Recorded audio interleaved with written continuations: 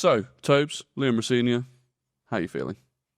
I mean, he's not technically signed. He's not, yet, but it sounds like it. It seems like he definitely it's is. on the horizon. I think by the time this is out, he is confirmed as Chelsea manager. I don't even know if he signs it or if one of his current employers just sort of moves him over. I don't know how it works. The negotiation process, I was sort of like... Same contract? Or? Just speaking to themselves in the mirror. It's an interesting one that goes on there. But apparently, Gary O'Neill will be the Strasbourg manager. So that might be a glimpse into... Imagine you're a Strasbourg fan. You've got Gary O'Neill is your new manager. We're not a club. Like we are Chelsea's... Is this big talking about it, but they have gone up a lot, so it's a weird one. But they have. No, I know it's wrong. I'm not saying it's not. I'm just saying, as in them playing European football, etc., is an improvement from where they were. They hate it, man. Yeah. I think it's a mixed bag from what it seems. No, there's a lot. As in the ultras and stuff, they're very anti it. But as in general, their attendances are far higher. Everything. Yeah, but that's just new fans coming in. Yeah, being like, which I don't think really counts. I know, but we don't account for the day trippers, man. But who cares? Like that's just. I know it's sad. No, it's sad. If you're a proper fan of Strasbourg and you're like, right, we're just the B team, it sucks. Yeah, there's no dressing up. That's modern football, isn't it? And if we ever have I agree. If we ever have a player or a manager that is great, we're just going to lose them. But they're going to lose them anyway at Strasbourg. Yeah, but that you do. I would factor that in. It's the inevitability. They wouldn't have lost Rosenior. Yeah. But you're losing them to a specific club. My thing is like City with Girona and like lots of other clubs. It's Bournemouth. It's Krupi going for like my thing with these clubs is that they've got the same ownership, but it doesn't feel like a B team. It doesn't feel like it's entirely intertwined. People give less of a crap about those teams. No, but it is true. Like Savinho did it really cheap. People don't really care to the same extent. Chelsea is bigger news. No, I'll tell you what the difference in feeling is. And we're a mess. More of a mess. And City are run very well. Yeah, which means factor. Their relationship is more mutually beneficial. Strasbourg feels like it's just used as a way to solve Chelsea's problems. Yeah, good point. Yeah. That's the difference in feeling. Yeah. With Liam Rosenior, I didn't even get the impression from his press conferences that he wants the Chelsea job. He was talking about he alluded to not having a choice in terms of I think we're being a bit silly here. Let's be honest, if Liam Rosenior offers the Chelsea job, Liam Rosenior is taking the Chelsea job. I think it's the same with like Enzo Maresca was at Leicester. He's taking that Chelsea job. Frank Lampard, when he was at Derby, it was early in his managerial career. I know he had ties to Chelsea, etc. But if you are offered a job that is of a much higher magnitude, you're going to take that job, even if you think you're out of field depth. He said, I think the quote was, "It's out of my hands." No, it's not.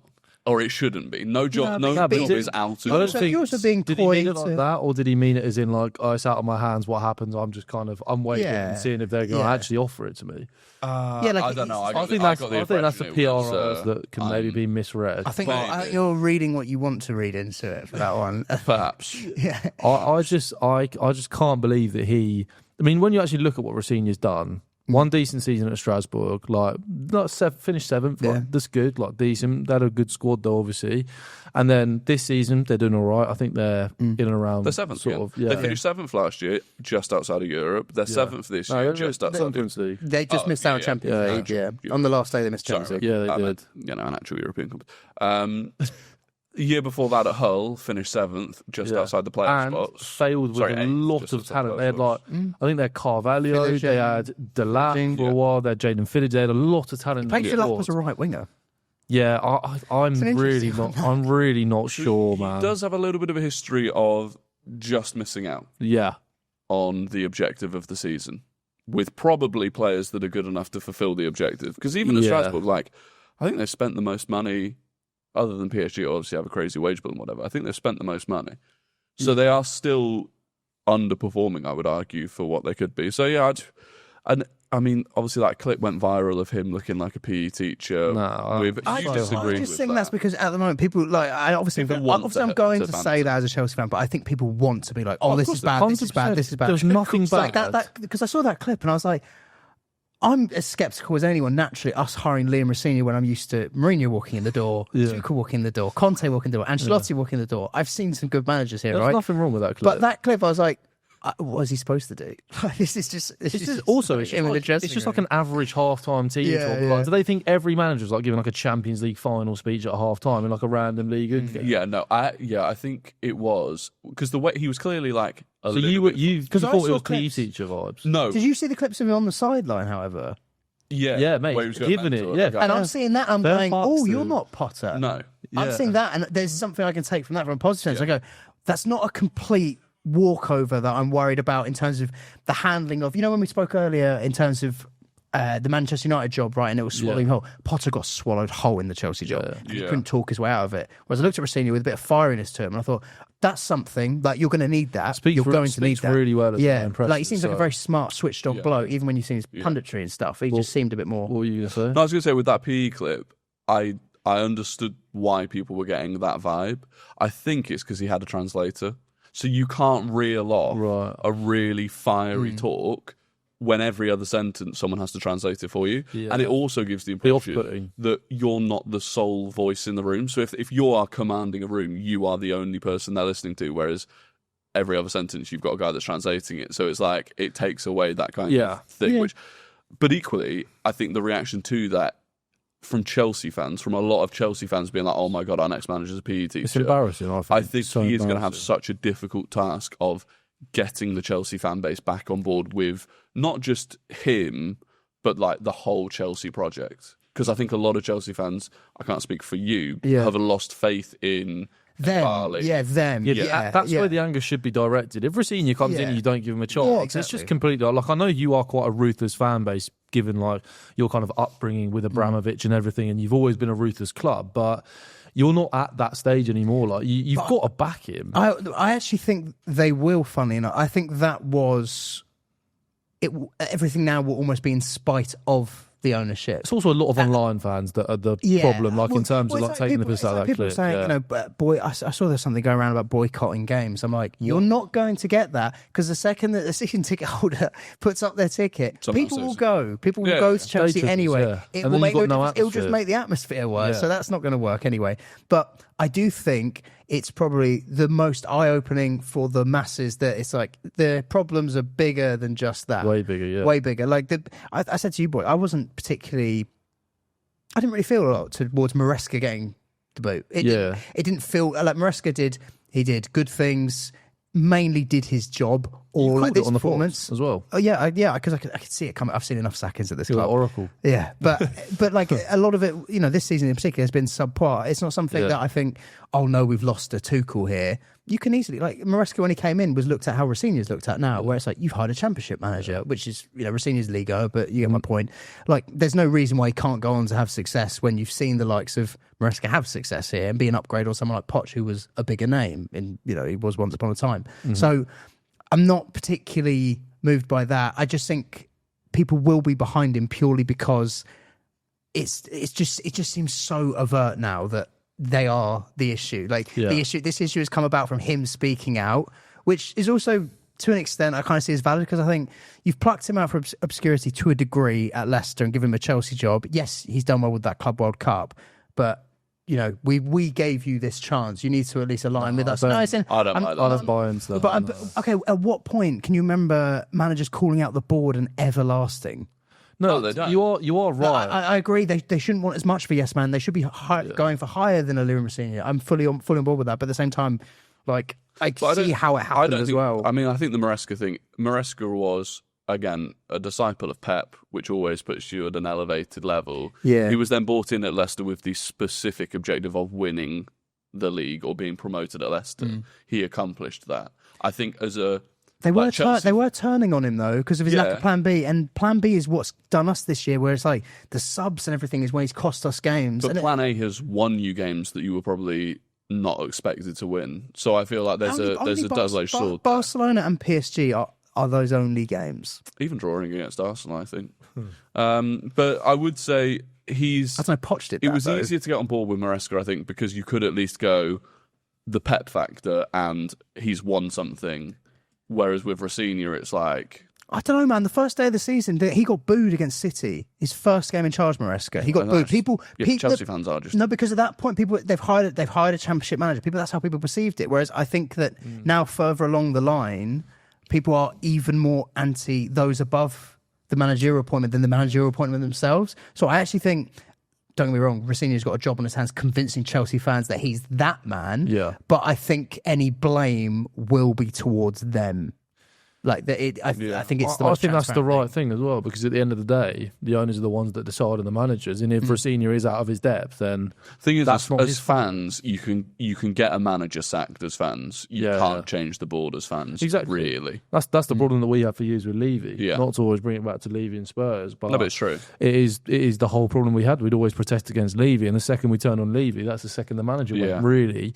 And it's like, I completely agree with you in terms of, I don't think Maresca was like, you're right, you're not losing like a top level world class manager. I just thought that got rewritten. I think the anger came from the fact that he probably was sacked because of stuff that went on behind the scenes, where I imagine he was vocal about wanting things behind the scenes, was not getting listened to. So then kind of, I guess as a manager in that situation, you're like, well, what have I got to lose by going public with this? Like, I don't think I'm going to succeed because I'm not getting backed in the way I want to. So I'm going to go public with it, try and cause, if the Chelsea fans then start getting onto the board a bit, maybe that sort of sways the tide of I've got enough credit in the bank. Like we have seen managers go maybe a little bit more public in terms of not going after the board. Done it loads at Palace. Yeah, loads. But that feels on a collision course, doesn't it? Well, yeah, but also he knows he's out of contract in 6 But months. he's also bought himself the leeway with the fan base and with the board to the point where it's like if Maresca had won, like I know he won the Club World Cup, but I think it's proved that it's kind of irrelevant given the fact he's been sacked already. That's the opposite. Okay, that's the biggest reason why people are upset. I'm so sorry. I'm so sorry to mention why Chelsea fans are upset is because of that. It's not because of the Conference League, is it? Yeah, but this is my point. I think if he'd won you I know it's Dream World, and obviously he wouldn't have been sacked, right? But if he'd won you like a bigger trophy like the Champions League, like Tuchel did, then that's I think he'd have been way more able to speak out. Like Glasner winning the FA Cup is the best achievement any Palace manager has ever had. They're on an absolute high.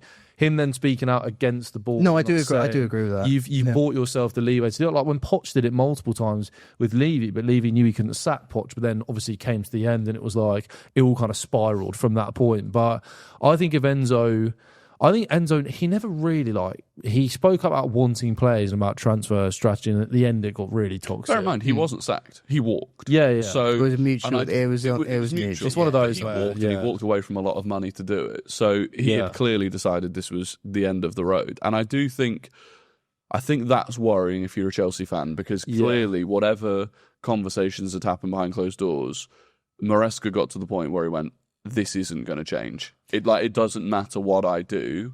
But the way that this club is run is not going to change. Yeah, he's being told what players to play, to inflate transfer. But I also think that's it's also believing every word that's coming out via that side and not the other. Like when you hear a guy, if he's speaking to other clubs, etc., get him out. He should have been gone out the door. If that's true, get him out the door when that happens. If you don't want to be here, see you later, mate. If he spoke to the Chelsea board about the City job, that's mental. Yeah, see you later. I think that happens probably a lot more than you think. I know, but in that case, I'm saying if I look Chelsea, if I look at that, I'm saying see you later. If I heard that Thomas Frank would probably be speaking about a championship job at this point. Think about it. Man City, if they're looking to replace Pep Guardiola, they will have been speaking to all of the top managers. Absolutely fair enough. But if that it came out, as in if it was known, if you are the Chelsea manager, you do not speak about wanting to potentially become the Manchester City. Your direct rivals. Yeah, but even it was in his contract that he had to speak about it to Chelsea. So it was written into his contract. If he had conversations with another club about a manorial job, he had to. Okay, but you're kidding yourself if you think that's not going to completely run Chelsea. If you're a board member, even though, like I said, they are the biggest problem at the club. Yeah. But if you're hearing that, you're thinking, we doesn't exactly want to be here long term. We don't really want that. You're going to start having a collision course. At that point, you back yourself more than you. Oh, you want a centre back, do you? Well, you're pissing off. You're not even going to be here. Yeah, why would I? Yeah. And I do hear both sides. When he started that job, when he would have come from Leicester, etc., he'd have been told of what was happening. Yeah. Those managers would have been very much under the impression of what's going on here. Rosenior will be under no illusions that, like you said, you'd like to think you can buy yourself power with some success, etc. And Maresca probably felt he did. At every club you do that. Definitely. And Chelsea, Chelsea fans would agree that it's like, we needed a centre back anyway. Forget the Club World Cup even happening. Even if that wasn't the case, we needed that. So there's problems bigger than him. But you start going at loggerheads with your employers, it's only going to end one way anyway. Yeah. Two things do you worry about? Firstly, qualifying for the Champions League this season, because you are now at a point where we're in a race. Form is bad. You're 4 points above us. This is a little bit of disarray. I know, but we're at 3 points or fourth. It's like this league is just It's a jumbled mess. If I'm honest, no. Like more so if we'd stayed with Maresca, to be honest. At the weekend, the game with City, we'd have lost that game. So you think the results are going to improve under Rosenior? Yeah, the results have been awful. In the last month, we played Bournemouth twice. We haven't won either game.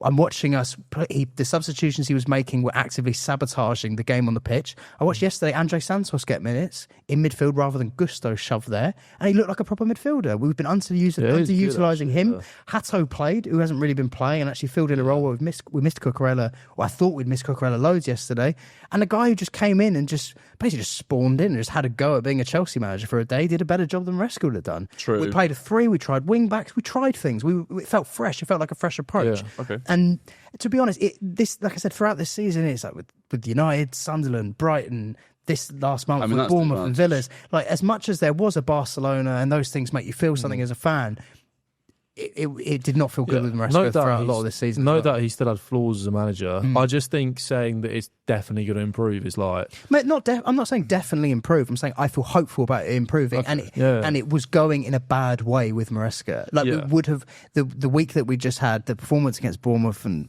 it felt very Pochball at times. Yeah. And then knowing what he would have played at City, knowing what he would have tried to change at City when it wasn't going well, we would have lost that game. And I felt it was a better performance. It felt, I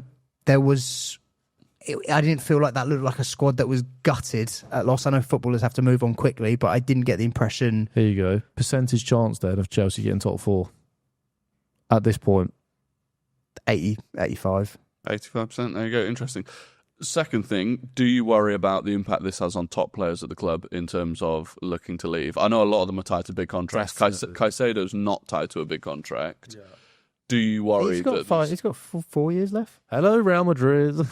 Either way, do you worry that they are going to start going, if I'm gonna have to deal with a new manager every 18 months that wants to play a new system, clearly the long-term objectives of the club maybe don't align with my personal long-term objectives in terms of winning the top things, and I'm just going to recycle through this again and again and again. Like, do you worry that those players that want to win the big trophies are going to hang around? That's been there anyway.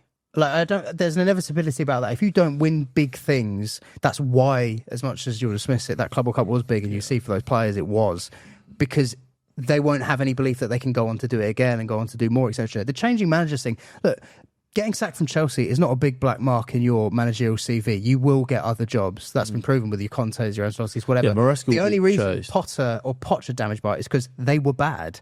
Maresca will get a good job. It'll be fine. Yeah. Like, if you do a good job, it's not a job. It's not the kind of career decision that ends your career. It's inevitable that you get sacked. It's inevitable you'll get sacked from Chelsea fairly quick. So, okay, yeah. What I mean is, you're a Cole Palmer or Caicedo or whatever in the summer. You go, okay, won the Conference League, won the Club World Cup, we're into the Champions League. Am I now going to have top-level players put around me? Is this manager going to be backed so that we can go on and win? Well, and the answer to that seemingly is no. Seemingly is no, but that's what I've been clamouring for Esteval to play more games, because that'll be a player that's getting better for sure. So you're adding another player. Nice by the way. Yeah, I know, not rightly though. Neto's putting them all over the bar. I was doing my head in, but either way, like those will be parts that throughout the season hopefully do develop.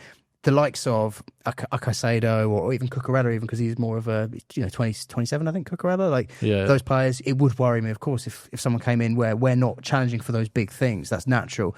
But even with like Palmer, I found it really telling, because I remember him doing a big post when Poch went, and he didn't say a word about Maresca. And Palmer had been played quite weirdly. Well, yeah, I've long said I thought he was being played out of position under Maresca, but it's more like the left hand side. But either way, like, I thought it was quite telling that he didn't say anything when he did speak when Poch went.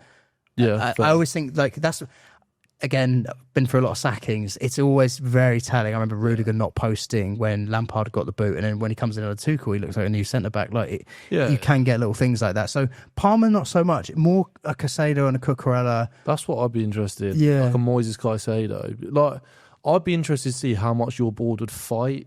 Like, say Real Madrid came in, they went, here's 120 million, we want Moises Caicedo.